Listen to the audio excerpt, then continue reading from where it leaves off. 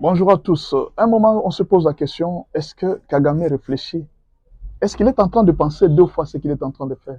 On sait qu'il avait une politique. Il sait qu'il est à sa fin et il voulait faire la politique de la terre brûlée, c'est-à-dire détruire tout ce qu'il va voir, enfin que s'il doit partir, qu'il laisse que le Rwanda soit détruit, d'abord son propre pays, que le Rwanda soit détruit, que les pays voisins soient détruits. En fait, il veut faire la politique de la chaise brûlée, de la terre brûlée.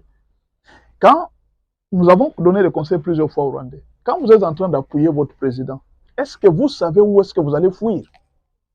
C'est ça la question que je suis en train de vous dire. La guerre, c'est bien. Quand vous êtes en train d'encourager votre président, de l'acclamer, la question que je vous pose, savez-vous où est-ce que vous allez fuir? Il faut faire très attention, la guerre n'est pas une bonne chose. Il faut souhaiter la paix. La paix, c'est la meilleure des choses.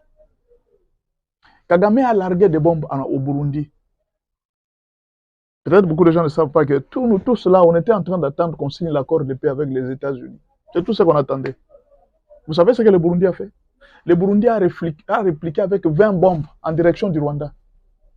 Ça a commencé. Hein. Ça, on n'en parle pas. Peut-être les médias internationaux ne vont pas parler. Quand le Rwanda est attaqué, ils ne vont pas parler.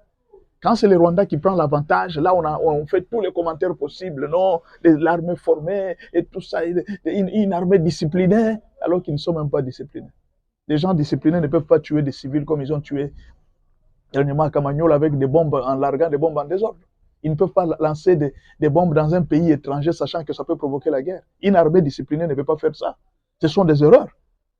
Mais alors, le Burundi a répliqué avec 20 bombes au Rwanda. Je ne sais pas les dégâts. Jusque-là, on va connaître après. C'est-à-dire que c'est avec un début. On est en train de dire chaque jour aux gens, n'aimez pas la guerre. La guerre n'est pas une bonne chose.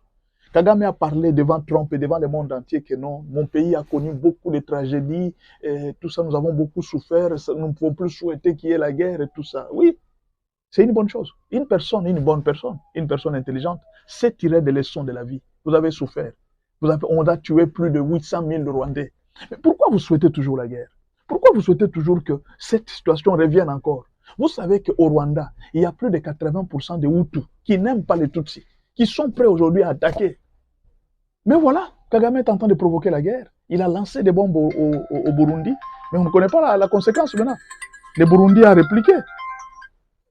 Le Burundi a répliqué. 20 bombes lancées pour répliquer.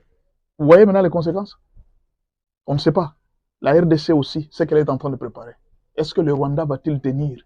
Et ce gens qui encouragent les Rwandais, vous tous qui êtes en train de vouloir la guerre, Kagame est le meilleur président, ah oui, le meilleur président, il va nous taper. Il n'y a pas de problème. Demain, vous serez le premier à dire non, président laissez tout ça. Nous sommes là, ça a commencé. Le Burundi a commencé.